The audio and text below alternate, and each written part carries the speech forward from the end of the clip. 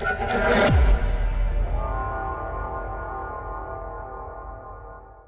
नमस्कार। आज हम स्टार्ट करेंगे 8th क्लास की एनसीईआरटी। हमने 6th और 7th की एनसीईआरटी पूरी कर ली है। 6th और 7th की पूरी कर ली है। आज हम 8th क्लास की एनसीईआरटी का ज्योग्राफी से स्टार्ट करेंगे। जैसे कि हर एक हम ज्योग्राफी से स्टार्ट करते हैं, फिर पॉलिटी कह सकते हैं और फिर हिस्ट्री करते हैं। ऐसे ही ये सीरीज चलती है। सबसे पहला लेसन है, बताया है कि संसाधन। संसाधन होते क्या हैं? कोई भी चीज जो हम अपनी ज़रूरतों को पूरा करने के लिए किसी भी प्रकार से हम, जैसे कोई भी चीज़ जिसको भी हम ऐसे यूज़ करते हैं जिससे हमारी ज़रूरत पूरी हो सकती है। ज़रूरत पूरी ऐसे नहीं कि हम उससे कुछ काम ही कर रहे हैं, अगर उससे हमारे मन की भी संतुष्टि होती है। जैसे हम कोई वीडियो देख के ऐसे अपने मन को संतुष्ट करते हैं, तो वो भी एक संसाधन है।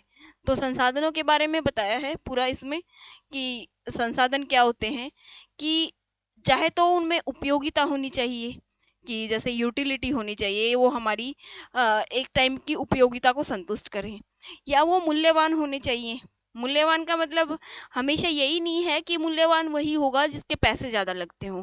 मूल्यवान वो भी हो सकती है कोई चीज़ जिसका आर्थिक मूल्य हो, वही संसाधन मूल्यवान नहीं होते। उधर जैसे जैसे धातुएं हैं जिनका आर्थिक मूल्य होता है, लेकिन जो, मान लो कोई हम जगह देखने जाते हैं, हम घूमने जाते हैं, तो कोई दृश्य है जिसको देखकर हमारा मन शांत होता है, उसका भी तो मूल्य है, तो वो भी मूल्यवान है। तो फिर बताया कि जो जैसे पेटेंट राइट होते हैं, कि पेटेंट राइट कैसे होते हैं। जैसे यहाँ पर बताया भी है कि इसका तात्पर्य कि जो विचार या आविष्कार जिस पर एकमात्र किसी का अधिकार होता है, यदि कोई चीज़ मैंने बनाई है तो उस पर मेरा अधिकार होता है, तो उसको मेरा पेटेंट राइट है उस चीज़ पे।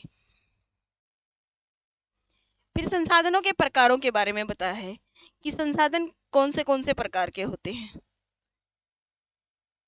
पहले बताया है प्राकृतिक संसाधन। प्राकृतिक संसाधन कौन से होते हैं? जो प्रकृति से प्राप्त होते हैं, जो अधिक संशोधन के बिना ही प्रयोग में ले लिए जाते हैं, उनको प्राकृतिक संसाधन कहते हैं। जैसे इसमें वायु, जिसमें हम सांस लेते हैं, हमारी नदियाँ, झील, जल, मृदा, खनिज, लवण, जो भी चीज़ें हैं जो हमें प्रकृति हमें देती है, तो उसको हम क्या कहेंगे? प्राकृतिक संसाधन कहेंगे। दूसरा है नवीनीकरणीय। नवीनीकरणीय मतलब जिनको रिन्यूएबल, रिन्यूएबल जिसको हम नवीन कर सकें, जिसको हम रिन्यू कर सकें बार बार, तो उसको क्या कहेंगे? नवीकरणीय संसाधन। वे संसाधन जो शीघ्रता से नवीकृत या पुनः उनको पूरा मतलब दोबारा से यूजेबल बना सकें। इनमें से कुछ असीमित होते हैं, और जैसे उन पर जैसे मानवीय जो क्रियाएं हैं, जैसे अब पानी है तो बहुत सारा, अगर हम उसको संरक्षित नहीं रखेंगे, उसको सारे को खराब कर देंगे, फिर हम कितना पानी रिन्यू कर सकते हैं?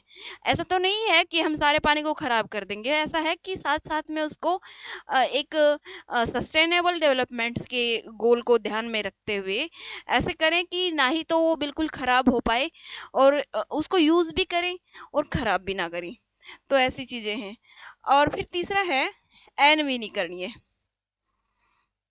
अनवीनीकरणीय में वो चीज़ें आ जाएंगी, वे संसाधन जिनके भंडार सीमित हैं, जो चीज़ें एक बार समाप्त हो गई तो वो दोबारा नहीं बनेंगी, तो उनको क्या कहा जाता है?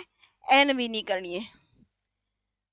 चौथा बताया है जो मानव निर्मित है। मानव निर्मित संसाधन है जो,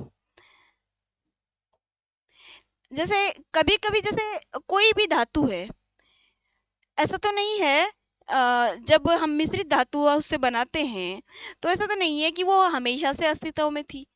हम जब दो को जोड़ के, दो धातुएं हैं उनको जोड़ के एक मिश्रित धातु बना लेते हैं, तो वो मानव ने ही तो बनाई, उसको ही तो मानव निर्मित धातु चीज कहेंगे। अब जैसे पुल है, सड़क है, मशीन है, ये वाहन है, ये जो चीजें हैं, इनको क्या कहेंगे? मानव निर्मित संसाधन और मानव संसाधन। अब मानव भी एक संसाधन है, तभी हम शिक्षा लेते हैं, तभी हम स्वस्थ रहते हैं। अगर हम अपने बच्चों को पढ़ाते हैं तो हम उस पे इन्वेस्टमेंट कर रहे होते हैं। तो क्या है, मनुष्य क्या है, लोग अपने अधिक और अधिक संसाधन बनाने के लिए प्रकृति का सबसे अच्छा उपयोग तभी कर सकते हैं जब उनके पास ऐसा करने के लिए ज्ञान कौशल हो। और ज्ञान कौशल किससे होगा? जो मनुष्य एक अच्छे संसाधन के रूप में जब काम करेगा तभी होगा। फिर कहा है कि जो संसाधन है वो उनका संरक्षण बहुत जरूरी है। अगर संसाधन खत्म हो जाएंगे तो मतलब हम अपनी आने वाली पीढ़ियों का नुकसान कर रहे हैं। तो इसके लिए एक वर्ड बोला जाता है हिंदी में, सत पोषणीय विकास, मतलब सस्टेनेबल डेवलपमेंट। संसाधनों का सतर्कतापूर्ण उपयोग करना और उन्हें नवीकरणीय होने के लिए जो समय देना, जो संसाधन संरक्षण कहलाता है। संसाधनों का उपयोग करने की आवश्यकता और भविष्य के लिए उनके संरक्षण में संतुलन बनाए रखना। जो मतलब एक संरक्षण करना तो एक चीज को कम यूज करना, देख देख कर यूज करना, परंतु अगर वो तत् पोषणीय है तो उसका भविष्य की जो हमारी आने वाली जनरेशन है उनके लिए भी सोच समझ के यूज करना, तो उसको क्या कहेंगे? सतत पोषणीय या सस्टेनेबल डेवलपमेंट कहेंगे। इसमें संसाधनों के बारे में इतना ही बताया है कि संसाधन कितने प्रकार के होते हैं और उनका ऐसे कि किस प्रकार हम उसको सस्टेन कर रख सकते हैं अपने आने वाली पीढ़ियों के लिए, और हम किस प्रकार सारी चीज़ों को बचा के रख सकते हैं। जय हिंद, थैंक्स फॉर वॉचिंग।